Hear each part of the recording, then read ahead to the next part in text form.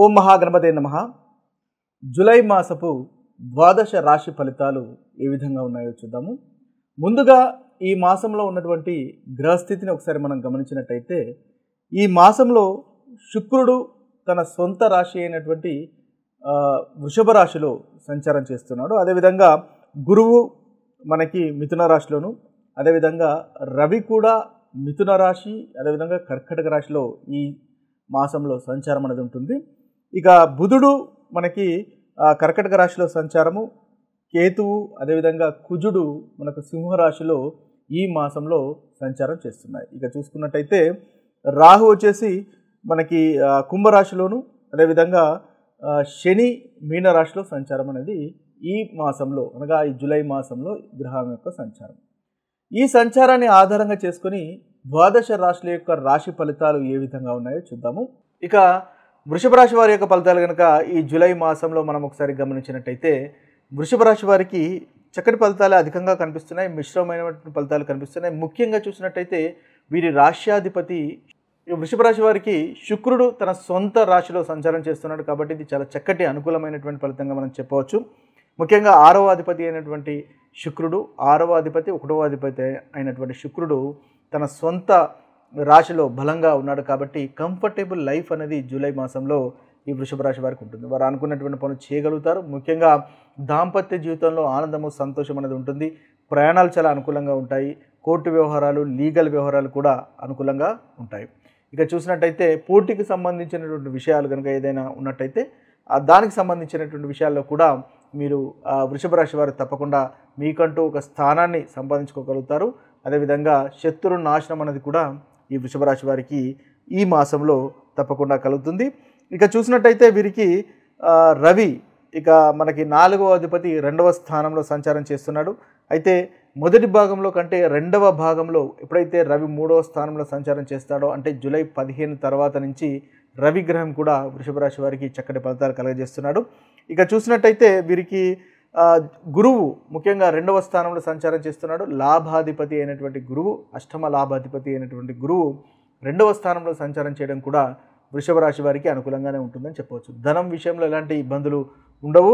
ధనం విషయంలో చక్కటి అనుకూలత అనేది వృషభ రాశి వారికి మనకు ఈ జూలై మాసంలో చూడవచ్చు. ముఖ్యంగా చూసినట్టయితే వీరికి మాట తీరు మృదుగా ఉండడం వల్ల ధనలాభం అనేది కలుగుతుంది. అదేవిధంగా స్నేహితుల వల్ల కూడా లాభాలు పొందేటటువంటి అవకాశాలు కనిపిస్తున్నాయి. ఇక చూసినట్టయితే ఈ రవిగ్రహం వల్ల 2వ భాగంలో వీరికి మానసికంగా చాలా సంతోషంగా ఉంటుంది. కార్యసిద్ధి అనేది కనిపిస్తుంది. వృత్తిలో కూడా అనుకూలత అనేది అధికంగా కనిపిస్తుంది. అనుకున్నటువంటి డబ్బు చేతికి కూడా వచ్చేటటువంటి అవకాశాలు మనకు అధికంగా కనిపిస్తున్నాయి. ప్రాపర్టీస్కి సంబంధించినటువంటి విషయాలు కనుక డీల్ చేస్తున్నట్టయితే ఈ జూలై 15 తర్వాత నుంచి డీల్ చేసినట్టయితే చక్కటి ఫలితాలు కలుగుతాయి. రవిగ్రహం వల్ల కూడా రవి కూడా మీకు అనుకూలంగా ఉన్నాడు. చతుర్థాధిపతి అయినటువంటి రవి 3వ స్థానంలో సంచారం చేస్తాడు కాబట్టి ధైర్యంగా ప్రాపర్టీస్కి సంబంధించినటువంటి విషయాల్లో ముందుకు వెళ్ళే అవకాశాలు మనకు కనిపిస్తుంది. వాహనానికి సంబంధించినటువంటి కొనుగోలు కానీ లేదా ప్రాపర్టీకి సంబంధించినటువంటి విషయాల్లో కూడా ముందుకు వెళ్ళేటటువంటి అవకాశాలు మనకు అధికంగా గోచరిస్తున్నాయి. అదేవిధంగా విద్యార్థులకు కూడా చాలా చక్కటి ఫలితాలు, అనుకూలమైనటువంటి ఫలితాలు మనకు కనిపిస్తున్నాయి. ముఖ్యంగా ఈ మాసం యొక్క 2వ భాగంలో మనకు ఆ ఫలితాలు అనేవి మనకు కనిపిస్తున్నాయి. ఇక శుక్రగ్రహం వల్ల ముందుగానే అనుకున్నట్టుగా సుఖమైనటువంటి జీవితము, స్త్రీ సౌఖ్యము, దాంపత్య జీవితంలో ఆనందము, సంతోషం లాంటి ఉత్తమమైనటువంటి ఫలితాలు మనకు వృషభ రాశి వారికి గోచరిస్తున్నాయి. ఇది ఇక రియల్ ఎస్టేట్ రంగంలో కూడా మనకి గురువు 2వ అధిపతి కాబట్టి 2వ స్థానంలో సంచారం చేస్తున్నాడు కాబట్టి రియల్ ఎస్టేట్ రంగంలో ఉన్నవారికి కూడా చాలా చక్కటి ఫలితాలు గురుగ్రహం వల్ల కూడా కలుగుతాయి. తద్వారా ఏదైతే కొనడము, అమ్మడము లాంటి విషయాల్లో, కుటుంబంలో ధనానికి సంబంధించిన విషయాల్లో, కుటుంబానికి సంబంధించిన విషయాల్లో చక్కటి ఫలితాలు మనకు గురుగ్రహం వల్ల కూడా కలుగుతున్నాయి. ఇవి ఓవరాల్గా వృషభ రాశి వారికి ఈ మాసంలో ఉన్నటువంటి ఫలితాలు. ఇక మనము ఏదైతే కొన్ని విషయాలు జాగ్రత్త పడాల్సినటువంటి విషయాలు కనుక చూసుకున్నట్టయితే చతుర్థ స్థానంలో కుజుడు సంచారం చేస్తున్నాడు కాబట్టి ఏదైనా పనుల్లో కొంచెం ఆటంకాలు వచ్చే అవకాశాలు కనిపిస్తున్నాయి. కాబట్టి ఆ విషయాలు కాస్త మనము జాగ్రత్త తీసుకోవాల్సినటువంటి అవసరం ఉంటుంది. కేతువు కూడా సంచారం చేస్తున్నాడు కాబట్టి మొదటి భాగంలో ముఖ్యంగా 2వ భాగంలో ప్రాపర్టీకి సంబంధించిన విషయాల్లో కానీ వాహనానికి సంబంధించిన విషయాల్లో కానీ రవిగ్రహం వల్ల అనుకూలత ఉన్నప్పటికీ కేతువు కుజుడు ఉండడం వల్ల కాస్త జాగ్రత్తగా అంటే ఏదైనా అగ్రెసివ్గా వెళ్లకుండా కాస్త జాగ్రత్తగా సంయమనం పాటిస్తూ ఓపికగా ఉండడం వల్ల ఈ వృషభ రాశి వారికి మంచి ఫలితాలను కలుగుతాయి. ఆ ఒక విషయంలో కాస్త జాగ్రత్తగా ఉండండి.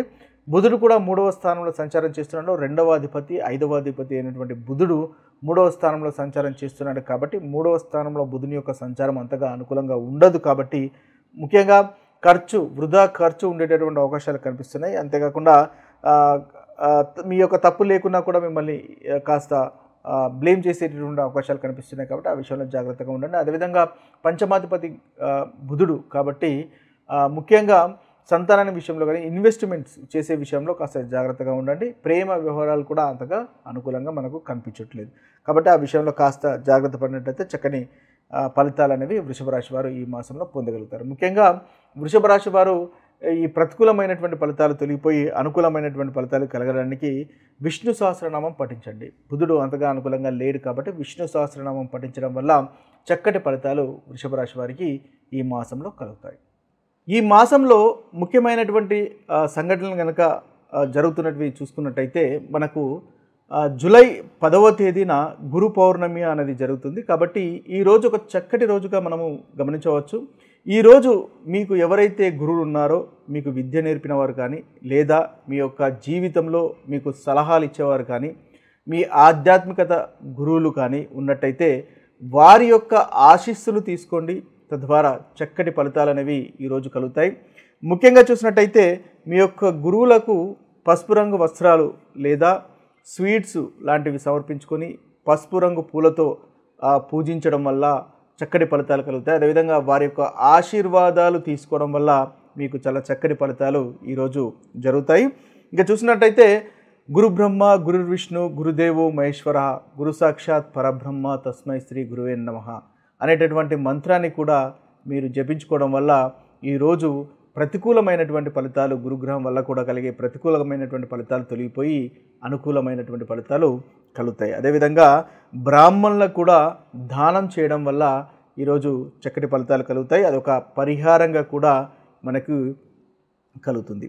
ఇక చూసినట్టయితే ముఖ్యంగా గురుగ్రహానికి సంబంధించినటువంటి దానము అంటే పసుపు రంగు వస్త్రాలు కానీ అదేవిధంగా మనకి బెల్లం కానీ అదేవిధంగా అరటి చెట్టుకు పూజించడం కానీ ఇలాంటివి చేసినట్టయితే చక్కటి ఫలితాలు మీకు కలుగుతాయి. ఇలాంటి పసుపు రంగు వస్త్రాలు బెల్లము లాంటివి దానం చేయడం వల్ల కూడా మనకి ఈ గురుగ్రహం వల్ల కలుగుతున్నటువంటి ఏదైనా ప్రతికూలమైనటువంటి ఫలితాలు తొలగిపోయి అనుకూలమైనటువంటి ఫలితాలు కలుగుతాయి. ముఖ్యంగా వివాహం కాని వారికి వివాహం డిలే అవుతున్న వారికి ఇది ఒక మంచి చక్కటి రెమెడీగా మీకు కలుగుతుంది. అదేవిధంగా సంతానం గురించి కూడా చూస్తున్న వారికి కూడా చక్కటి రెమెడీ అనేది మనకు కలుగుతుంది.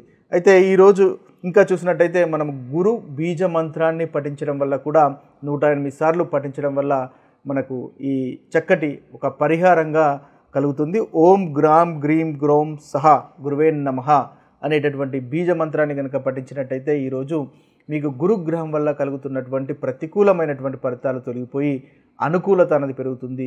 గురుబలం కూడా పెరుగుతుంది.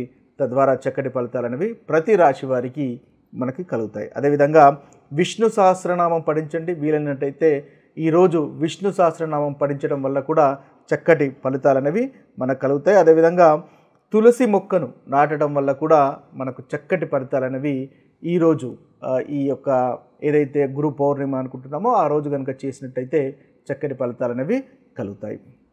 ఇక ఈ జూలై మాసంలో ఇంకొక ముఖ్యమైనటువంటి పండుగను మనం గమనించినట్టయితే మనకు జూలై 29వ తేదీన నాగుల పంచమి అనేటటువంటి పండుగ మనకు కలుగుతుంది. ఆ రోజు ముఖ్యంగా నాగ దేవతారాధన కనుక చేసినట్టయితే చక్కటి ఫలితాలు కలుగుతాయి. ఇక చూసినట్టయితే ఆ రోజు జూలై 29 మనకు ఉదయం 5:55 నుంచి మొదలుకొని 8:30 వరకు ఉదయం 8:30 వరకు దాదాపు 2:35 వరకు ఈ ముహూర్తం అనేది ఉంటుంది. ఈ సమయంలో మీరు నాగదేవతారాధన చేసినట్టయితే అది ఒక పరిహారంగా పనిచేసి చాలా చక్కటి ఫలితాలు ఉత్తమమైనటువంటి ఫలితాలు మీకు కలుగుతాయి. ముఖ్యంగా చూసినట్టయితే ఏదైతే మనకు డిలేడ్ మ్యారేజ్ అంటే ఏంటి, మీరు ఒకవేళ మీ యొక్క వివాహం ఆలస్యం అవుతున్నా కానీ లేదా చైల్డ్ బర్త్ ఎవరికైతే సంతానం గురించి చూస్తున్న వారికి సంతానము ఆలస్యం అవుతున్నా లేదా సంతానం కలగడానికి కాస్త ఇబ్బంది పడుతున్నట్టయితే ఈ నాగదేవతారాధన చేయడం వల్ల చక్కటి ఫలితాలు అనేవి కలుగుతాయి. ముఖ్యంగా ఈరోజు నాగదేవతకు సంబంధించినటువంటి ఆలయ సందర్శనం చేయడము, నాగదేవతకు మనము ముఖ్యంగా పాలను అభిషేకం చేయడం వల్ల చక్కటి రెమెడీగా మనం చూడవచ్చు. అంతేకాకుండా మీరు ఈరోజు ఓం నమో భగవతే వాసుదేవాయ అనేటటువంటి మంత్రాన్ని 108 సార్లు జపించడం వల్ల మనకు ఒక చక్కటి పరిహారంగా కూడా కలుగుతుంది. తద్వారా మీకు ఏదైతే ఈ ప్రాబ్లమ్స్ ఉన్నాయో, ముఖ్యంగా మ్యారేజ్కి సంబంధించినటువంటి ప్రాబ్లం కానీ, సంతానానికి సంబంధించినటువంటి ప్రాబ్లం కానీ, ఏదో మనకి జెనెటిక్ అంటే ఫైనాన్షియల్ ప్రాబ్లమ్స్ కానీ, ముఖ్యంగా వంశపారంపర్యంగా ఏదైనా ఫైనాన్షియల్ ప్రాబ్లమ్స్ కనుక వస్తున్నట్టయితే, మనకు ఎందుకు పనులు ఆలస్యం అవుతున్నాయో తెలియకుండానే ప్రతి పనిలో ఆటంకం కలగడము, మనం అనుకున్నటువంటి పని చేయలేకపోవడము, అది ఎందుకు పూర్తి కావట్లేదో మనకు తెలియకుండా ఉండడము లాంటివి ఈ యొక్క నాగదేవత ఆరాధన చేయడం వల్ల తప్పకుండా ఒక చక్కటి రెమెడీగా పనిచేస్తుంది. మీకు ఏదైతే ఏ విషయాలనైతే ఇబ్బంది పడుతున్నారో ఆ విషయాలకు తప్పకుండా విరుగుడు లాంటివి అనేది జరుగుతుంది. ముఖ్యంగా ఈ నాగదేవతారాధన అనేది మీ యొక్క జన్మ జాతకంలో గనక రాహు కేతు అంటే 1వ స్థానంలో కానీ, 7వ స్థానంలో కానీ, 5వ స్థానంలో కానీ, 8వ స్థానంలో కానీ ఈ స్థానాల్లో కనుక ఉన్నట్టయితే తప్పకుండా ఈ నాగదేవతారాధన చేయడం వల్ల ఆ రోజు ముఖ్యంగా నాగదేవతకి పాలతో అభిషేకం చేయడము, పుట్టలో పాలు పోయడము, లేదా విష్ణువు యొక్క ఆలయం సందర్శించడం, లేదా శివుని యొక్క ఆలయం సందర్శించడం వల్ల ఇది ఒక చక్కటి పరిహారంగా ప్రతి రాశి వారికి ఉంటుంది. తద్వారా మంచి ఫలితాలు కలుగుతాయి. కాబట్టి వీలున్న వారు తప్పకుండా ఈ పరిహారాన్ని చేసుకోవడము మంచిది. ఈ మాసంలో మనం ముఖ్యంగా జరుగుతున్నటువంటి కొన్ని విషయాలు కనుక మనం ఒకసారి గమనించినట్టయితే జూలై 10వ తేదీన మనకు గురు పౌర్ణమి అనేది వస్తుంది. కాబట్టి ఇది గురు పౌర్ణమి రోజు కనుక మనము కొన్ని రెమెడీస్ కనుక చేసుకున్నట్టయితే చక్కని ఫలితాలు అన్ని రాశుల వారికి కలుగుతాయి. అందులో కనుక మనం చూసినట్టయితే ఈ గురు పౌర్ణిమ మనకు జూలై 10వ తేదీ రోజు కలుగుతుంది. ఆ రోజు మనము గురువుల సమానులైన వారు, ఈ గురు పౌర్ణిమ జూలై 10వ తేదీ రోజు జరుగుతుంది. ఆ రోజు గురు సమానులైన వారు కానీ, లేదా మీ గురువులను కానీ పూజించడం వల్ల, వారి యొక్క ఆశీస్సులు తీసుకోవడం వల్ల చక్కటి ఫలితాలు కలుగుతాయి. తద్వారా మనకి గురు గ్రహం యొక్క బలం కూడా చేకూరుతుంది.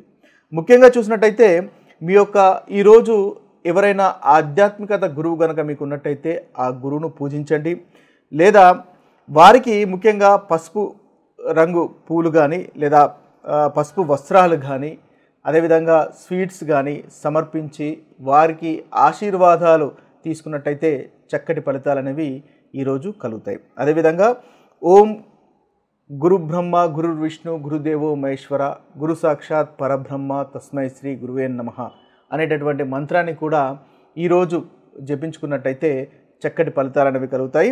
అంతేకాకుండా బ్రాహ్మణులకు కూడా వస్త్రధారణం కానీ,